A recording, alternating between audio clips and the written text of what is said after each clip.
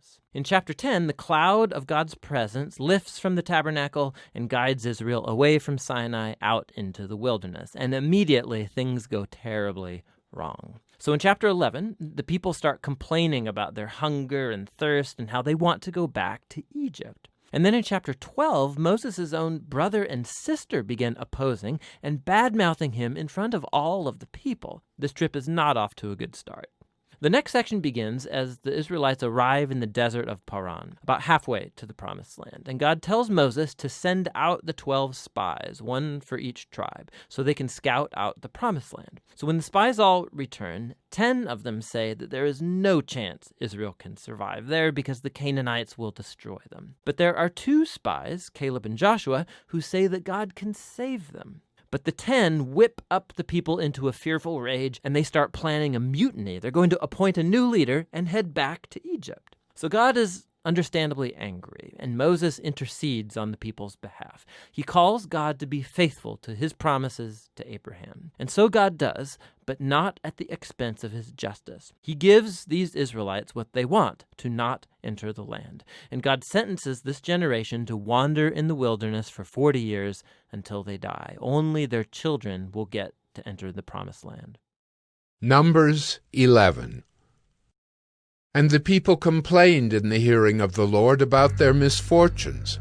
And when the Lord heard it, his anger was kindled, and the fire of the Lord burned among them and consumed some outlying parts of the camp.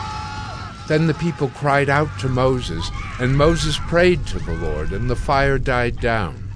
So the name of that place was called Taberah, because the fire of the Lord burned among them. Now the rabble that was among them had a strong craving, and the people of Israel also wept again and said, "Oh, that we had meat to eat! We remember the fish we ate in Egypt that cost nothing, the cucumbers, the melons, the leeks, the onions, and the garlic. But now our strength is dried up, and there is nothing at all but this manna to look at." Now the manna was like coriander seed, and its appearance like that of bdellium. The people went about and gathered it, and ground it in hand mills, or beat it in mortars, and boiled it in pots, and made cakes of it. And the taste of it was like the taste of cakes baked with oil. When the dew fell upon the camp in the night, the manna fell with it. Moses heard the people weeping throughout their clans, everyone at the door of his tent. And the anger of the Lord blazed hotly, and Moses was displeased. Moses said to the Lord, "Why have you dealt ill with your servant? And why have I not found favor in your sight, that you lay the burden of all this people on me? Did I conceive all this people? Did I give them birth that you should say to me, 'Carry them in your bosom, as a nurse carries a nursing child, to the land that you swore to give their fathers'? Where am I to get meat to give to all this people? For they weep before me and say, 'Give us meat that we may eat.' I am not able to carry all this people alone. The burden is too heavy for me. If you will treat me like this, kill me at once, if I find favor in your sight, that I may not see my wretchedness." Then the Lord said to Moses, "Gather for me 70 men of the elders of Israel, whom you know to be the elders of the people and officers over them, and bring them to the tent of meeting, and let them take their stand there with you. And I will come down and talk with you there, and I will take some of the Spirit that is on you, and put it on them, and they shall bear the burden of the people with you, so that you may not bear it yourself alone. And say to the people, 'Consecrate yourselves for tomorrow, and you shall eat meat, for you have wept in the hearing of the Lord, saying, Who will give us meat to eat? For it was better for us in Egypt.' Therefore the Lord will give you meat, and you shall eat. You shall not eat just 1 day, or 2 days, or 5 days, or 10 days, or 20 days, but a whole month, until it comes out at your nostrils and becomes loathsome to you, because you have rejected the Lord who is among you, and have wept before him, saying, 'Why did we come out of Egypt?'" But Moses said, The people among whom I am number 600,000 on foot, and you have said, I will give them meat that they may eat a whole month. Shall flocks and herds be slaughtered for them, and be enough for them? Or shall all the fish of the sea be gathered together for them, and be enough for them? And the Lord said to Moses, Is the Lord's hand shortened? Now you shall see whether my word will come true for you or not. So Moses went out and told the people the words of the Lord. And he gathered 70 men of the elders of the people and placed them around the tent. Then the Lord came down in the cloud and spoke to him, and took some of the Spirit that was on him and put it on the 70 elders. And as soon as the Spirit rested on them, they prophesied, but they did not continue doing it. Now 2 men remained in the camp, one named Eldad and the other named Medad, and the Spirit rested on them. They were among those registered, but they had not gone out to the tent, and so they prophesied in the camp. And a young man ran and told Moses, Eldad and Medad are prophesying in the camp. And Joshua the son of Nun, the assistant of Moses from his youth, said, My lord Moses, stop them. But Moses said to him, Are you jealous for my sake? Would that all the Lord's people were prophets, that the Lord would put his Spirit on them. And Moses and the elders of Israel returned to the camp.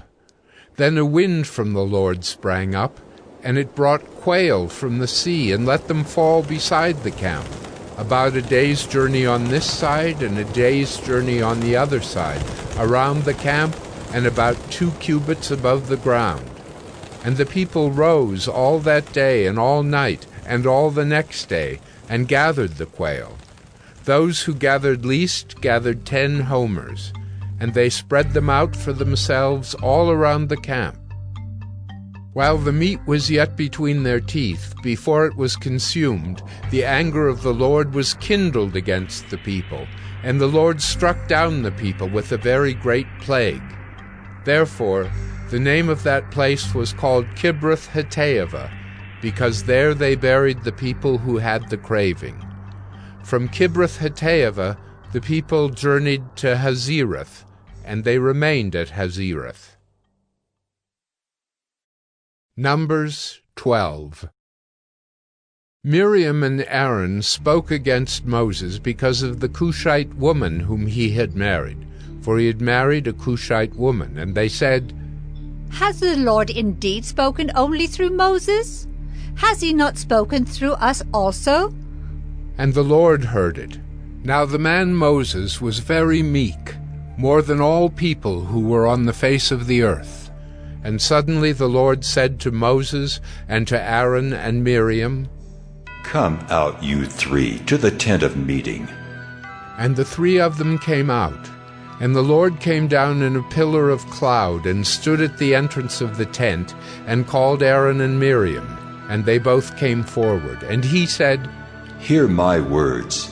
If there is a prophet among you, I, the Lord, make myself known to him in a vision. I speak with him in a dream. Not so with my servant Moses.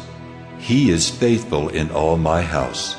With him I speak mouth to mouth clearly, and not in riddles, and he beholds the form of the Lord. Why then were you not afraid to speak against my servant Moses?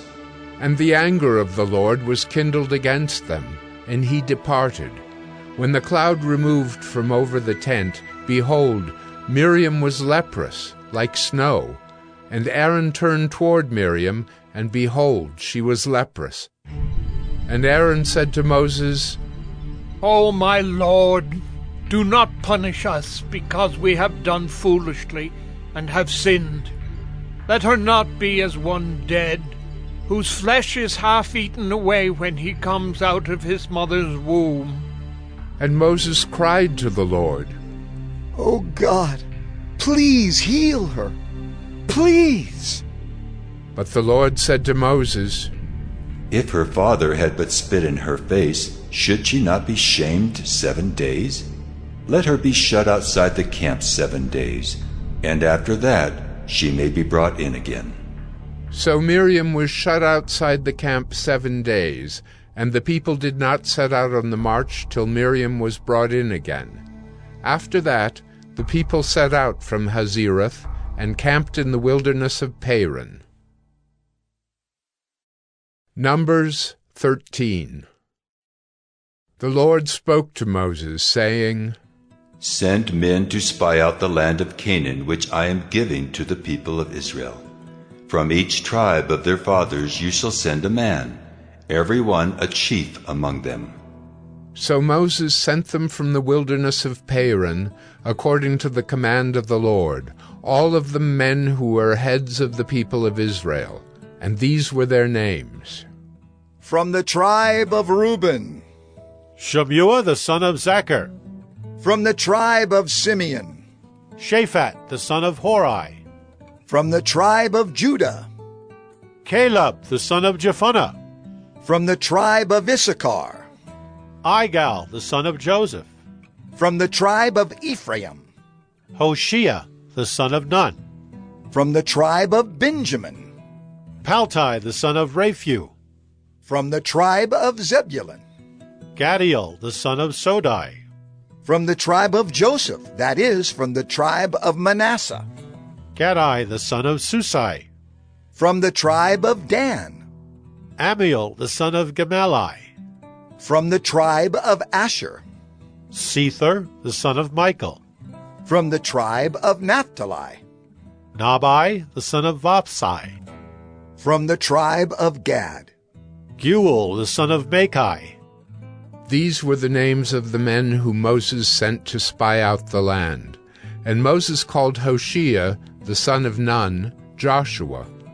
Moses sent them to spy out the land of Canaan, and said to them, "Go up into the Negeb, and go up into the hill country, and see what the land is, and whether the people who dwell in it are strong or weak, whether they are few or many, and whether the land that they dwell in is good or bad, and whether the cities that they dwell in are camps or strongholds, and whether the land is rich or poor, and whether there are trees in it or not. Be of good courage, and bring some of the fruit of the land." Now the time was the season of the first ripe grapes. So they went up and spied out the land from the wilderness of Zin to Rehob, near Lebo-Hamath. They went up into the Negeb and came to Hebron. Ahiman, Shishai, and Talmai, the descendants of Anak, were there. Hebron was built 7 years before Zoan in Egypt. And they came to the valley of Eshcol, and cut down from there a branch with a single cluster of grapes, and they carried it on a pole between 2 of them. They also brought some pomegranates and figs. That place was called the Valley of Eshcol, because of the cluster that the people of Israel cut down from there. At the end of 40 days they returned from spying out the land, and they came to Moses and Aaron and to all the congregation of the people of Israel in the wilderness of Paran at Kadesh. They brought back word to them and to all the congregation, and showed them the fruit of the land. And they told him, "We came to the land to which you sent us. It flows with milk and honey, and this is its fruit." However, the people who dwell in the land are strong, and the cities are fortified and very large. And besides, we saw the descendants of Anak there. The Amalekites dwell in the land of the Negeb. The Hittites, the Jebusites, and the Amorites dwell in the hill country, and the Canaanites dwell by the sea and along the Jordan. But Caleb quieted the people before Moses and said, "Let us go up at once and occupy it, for we are well able to overcome it." Then the men who had gone up with him said, "We are not able to go up against the people, for they are stronger than we are." So they brought to the people of Israel a bad report of the land that they had spied out, saying, "The land through which we have gone to spy it out is a land that devours its inhabitants, and all the people that we saw in it are of great height." And there we saw the Nephilim, the sons of Anak who come from the Nephilim, and we seemed to ourselves like grasshoppers, and so we seemed to them.